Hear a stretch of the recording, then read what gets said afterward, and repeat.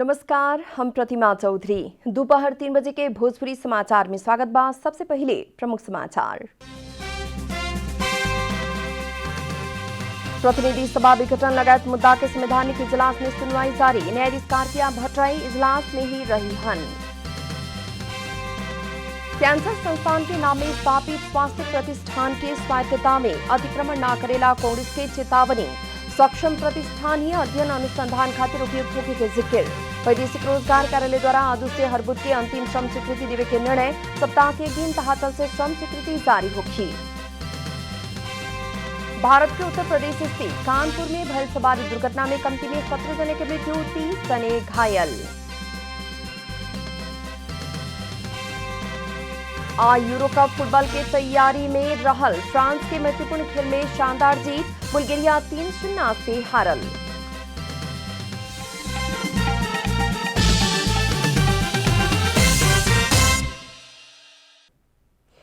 अब पूरा समाचार। प्रतिनिधि सभा विघटन लगायत मुद्दा के संवैधानिक इजलास में सुनवाई आगे बढ़ल बा। संवैधानिक इजलास में रहल न्यायाधीश दीपक कुमार कार्की आ आनंद मोहन भट्टराई द्वारा इजलास न छोड़े के भइला बाद प्रतिनिधि सभा विघटन विरुद्ध के मुद्दा में सुनवाई शुरू भइल है। दोनों न्यायाधीश सब इजलास छोड़े पड़े के कहल। इससे पहले सरकार पक्ष के कानून व्यवसायी से दबाव देहला बाद विवाद भइल रहे, लेकिन दोनों न्यायाधीश आज कौनो भी राय ना दी के प्रधान न्यायाधीश जबरा द्वारा इससे पहले अपना से गठन कैल इजलास में ही सुनवाई आगे बढ़ौले बानी। इससे पहले इतवार खातिर बैठल इजलास से ई मुद्दा हृदय में राखल गयल रहे। सोमवार के प्रधान न्यायाधीश सोलेंद्र शमशेर राणा बीमार भइला बाद संवैधानिक इजलास बैठे ना सकल रहे। इतवार के प्रधान न्यायाधीश सोलेंद्र शमशेर जबरा अपना सहित न्यायाधीश सब दीपक कुमार कार्की, मीरा खड़का, ईश्वर खतिवड़ा आ आनंद मोहन भट्टराई के संवैधानिक इजलास गठन कैले रहनी है। कैंसर संस्थान के नाम में स्थापित स्वास्थ्य प्रतिष्ठान सबके स्वायत्तता में अतिक्रमण न करेला नेपाली कांग्रेस चेतावनी दिले बा। सरकार द्वारा बजट मार्फत कैंसर संस्थान के माथत में अस्पताल सबके लियावे के अवधारणा लियावल गल रहे। संस्थान माथत भक्तपुर कैंसर अस्पताल, बीपी कोइराला मेमोरियल कैंसर अस्पताल भरतपुर और सुशील कोइराला प्रखर कैंसर अस्पताल बांके के संस्थान माथत लियावे के निर्णय बजट मार्फत आयल रहे। कैंसर रोग के अध्ययन अनुसंधान आ इलाज के राज्य से थप व्यवस्थित, प्रोत्साहित आ बढ़ुआ देवे किस्म के जरूरी रहल कांग्रेस के बुझाई बा। नेपाली कांग्रेस के प्रवक्ता विश्व प्रकाश शर्मा द्वारा बुध के जारी विज्ञप्ति में सक्षम प्रतिष्ठान के ही अध्ययन अनुसंधान खातिर प्रोत्साहित आ सशक्तिकरण करे पड़े के उपयुक्त होखे के जिक्र कैल गेल बा।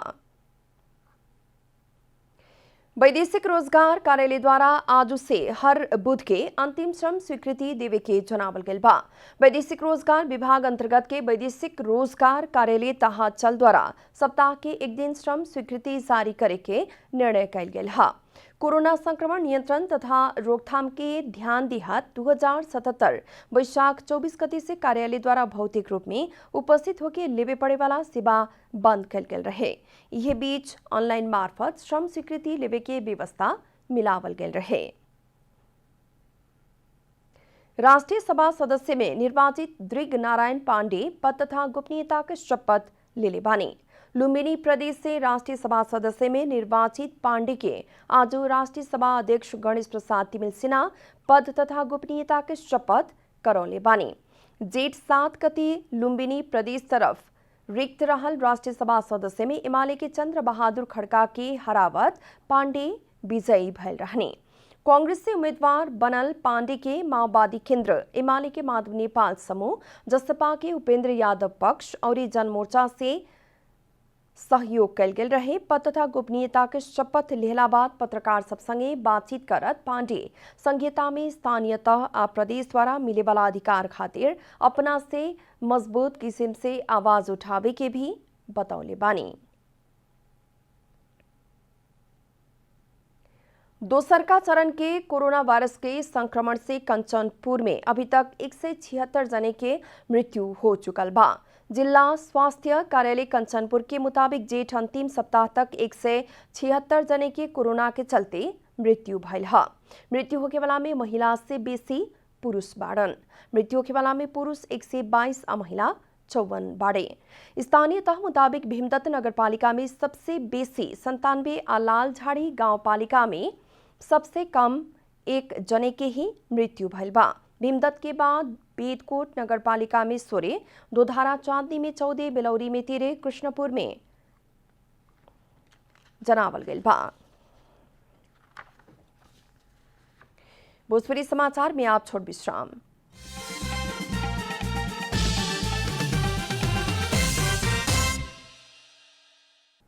भोजपुरी समाचार में आप बाकी समाचार। फिटवेल गारमेंट के संचालक मनोज भारती द्वारा जनता टेलीविजन एसडी के जनता के साथ में जनता टेलीविजन कार्यक्रम से प्रभावित भइलो के मास्क, सैनिटाइजर आ पीपीई हस्तांतरण कल गेल बा। कोरोना संकट के समय में समस्या में पड़ल नागरिक के शिकायत कार्यक्रम में आवे लगला बाद भारती द्वारा कुछ स्थान स्वास्थ्य सामग्री वितरण कल गेल है। भारती समस्या में पड़ल नागरिक सबके खाद्यान्न के साथ ही स्वास्थ्य सामग्री भी वितरण करे के उद्देश्य से 5000 पीस मास्क, 50 लीटर सैनिटाइजर और 10 पीस पीपीई हस्तांतरण कैले बानी। वहाँ के अभी तक समस्या में पड़ल नागरिक के जितना हो सके सहयोग कर रहल बानी। हाम्रो गार्मेन्टबाट फिटवेल गार्मेन्ट हो। यसबाट चाहिँ हामीले सुरुमा जतिखेर कोरोनाको सुरुवात भयो त्यतिखेर मास्कहरूको चाहिँ सर्टेज र पीपीईको पनि सर्टेज हुँदाखेरि त्यो चाहिँ सुरुवात चाहिँ हामीले निजगढ नगरपालिका, कोल्पी नगरपालिका, नागार्जुन नगरपालिकाहरूलाई चाहिँ दिन सुरु गऱ्यौँ। अनि त्यसमा पनि फेरि अर्को कोरोना हुँदाखेरि एउटा हाम्रो प्रधानमन्त्रीज्यूले पहिलो दिन भन्नुभयो कि भाडा छुट गर्ने भन्ने कुरो गर्नुभयो। त्यो पनि हाम्रो समता स्कुल थियो मेरो घरमा भाडामा, त्यस पनि मैले चाहिँ पहिला नै सुरुवात गरिदिएँ, त्यो पनि छुट गरेँ मैले। र अहिले पनि कोरोनाको बिचमा अब कति ठाउँमा सकिन्छ, जस्तै मलाई सहयोग भन्नुभएको ठाउँहरूमा मैले सक्ने जति सहयोग गरेको छु, धेरै त छैन, जति सक्ने त्यति सहयोग गरिरहेको छु। भारती लंबा समय से सामाजिक क्षेत्र में काम करते आ रहल बानी। हुमला जिला के उत्तरी क्षेत्र में रहल नामखा गांवपालिका 6 के लिमी में मंगर से निषेधाज्ञा हटावल गइल बा। वडाध्यक्ष पालजोर तामाङ की अध्यक्षता में बैठल बैठक से असार अंतिम लगिजैला संगी काम के चाप बेसी होखे वाला कारण लिमी में कार्यरत सरकारी आ गैर सरकारी कर्मचारी खातिर मंगर से वार्ड नंबर 6 लिमी प्रवेश करे के मिले वाला भइल बा। तिल, जांग, हल्जी गांव के अगुआ के उपस्थिति में कर्मचारी सबके ही प्रवेश करे देवे के जनावल गइल बा। त अन्य लिमी उपत्यका के भ्रमण में आवे वाला आंतरिक पर्यटक के प्रवेश में निषेध यथावती बाटे। वार्ड नंबर 6 में कार्यरत कर्मचारी के तलब खियाबे पड़े के आ विभिन्न योजना के काम करे पड़े वाला भइल कारण अन्य नागरिक के प्रवेश करे ना देवे के भी जनावल गइल बा। बझाङ के बुंगल नगरपालिका के वार्ड नंबर 9, 10 आ 11 के 50 परिवार के राहत वितरण कल गेल बा। दलित, अल्पसंख्यक, विपन्न, अपांग, एकल महिला आ फरक क्षमता भइल 50 घर परिवार के वार्ड आ पालिका के छनौट मुताबिक राहत सामग्री वितरण कल गेल है। कोरोना वायरस के जोखिम के चलते कल गेल निषेधाज्ञा में ग्रामीण बस्ती के अति विपन्न परिवार के संझिया सवेरे के खाए पिएला भी कठिनाई भइला से राहत वितरण कल गेल है। यूनाइटेड मिशन टू नेपाल के आर्थिक सहयोग आ दलित सहयोग समाज बझाङ के आयोजना में खाद्यान्न सामग्री वितरण कल गेल दलित सहयोग समाज बझाङ के व्यवस्थापक सुनील दमाई जानकारी देहनी। 1,50,000 बराबर के राहत में प्रति परिवार के 3,009 रुपया पड़े किस्म से 25 किलो के मशीनो चावल, 3 किलो के दाल, 2 किलो चीनी, 2 किलो नून, 2 लीटर तेल, 2 पीस कपड़ा धोए वाला साबुन, 2 पीस नहाए वाला साबुन वितरण कल गेल दलित सहयोग समाज जनौले बाटे। अब आर्थिक समाचार।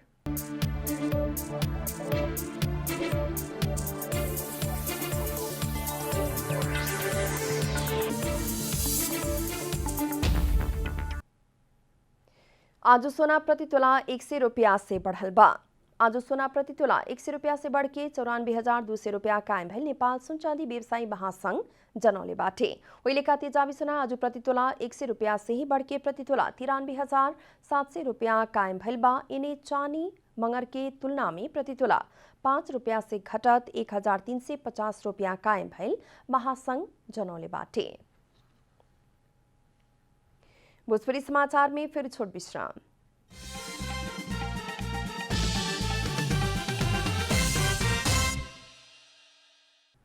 भोजपुरी समाचार में अब अंतर्राष्ट्रीय समाचार।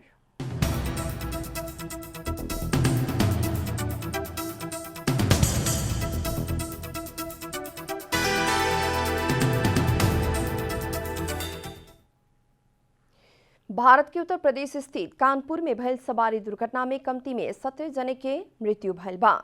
कानपुर के किसान नगर के हाईवे में एसी बस आ टेम्पू ठोकर खायल रहे। मंगर के मध्य रात में जय अम्बे ट्रेवल्स के कानपुर से गुजरात के सूरत जा रहल स्लीपर बस आ टेम्पू ठोकर खैला बाद कमती में 30 जने घायल भयल भारतीय संचार माध्यम जनौले बा। घायल मध्ये 10 जने की अवस्था गंभीर रहल बतावल गेल बा।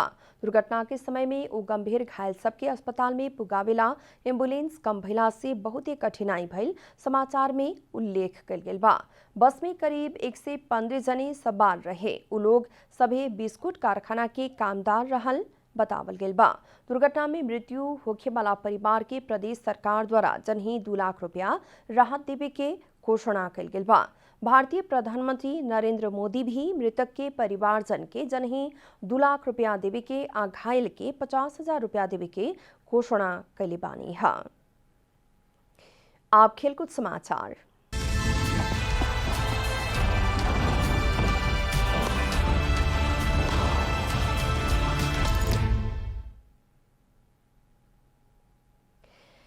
यूरो कप फुटबॉल के तैयारी में रहल फ्रांस अंतिम अभ्यास अंतर्गत के मैत्रीपूर्ण खेल में शानदार जीत हासिल कैले बा। फ्रांस बुल्गेरिया के 3-0 से हरौले बाटे। फ्रांस खातिर ओलिवर जीरुड आ एंटोनी ग्रीजमैन एक गोल कैलन। 29वां मिनट में ग्रीजमैन गोल करके फ्रांस के शुरुआती अग्रता दिलौलन। जीरुड 83 आ 90 मिनट में गोल करके टीम के जीत दिलौले रहलन। विश्व विजेता फ्रांस यूरो कप 2020 के समूह एफ में बाटे। उ जून 15 तारीख में अपन पहिल का खेल में जर्मनी के सामना करी। अंत में प्रमुख समाचार फिर एक बेर। प्रतिनिधि सभा विघटन लगायत मुद्दा के संवैधानिक इजलास में सुनवाई जारी। न्यायाधीश कार्तिया भट्टराई इजलास में ही रही हैं। कैंसर संस्थान के नाम में स्थापित स्वास्थ्य प्रतिष्ठान की स्वायत्तता में अतिक्रमण न करेला कांग्रेस की चेतावनी। सक्षम प्रतिष्ठान ही अध्ययन अनुसंधान खातिर उपयुक्त होने के जिक्र। वैदेशिक रोजगार कार्यालय द्वारा आज से हर बुध के अंतिम श्रम स्वीकृति देवे के निर्णय। सप्ताह के एक दिन तहाचल से श्रम स्वीकृति जारी होगी। भारत के उत्तर प्रदेश स्थित कानपुर में भयल सवारी दुर्घटना में कमती में 17 जने की मृत्यु, 30 जने घायल। यूरो कप फुटबॉल की तैयारी में रहल फ्रांस के मैत्रीपूर्ण खेल में शानदार जीत। बुल्गेरिया 3-0 से हारल।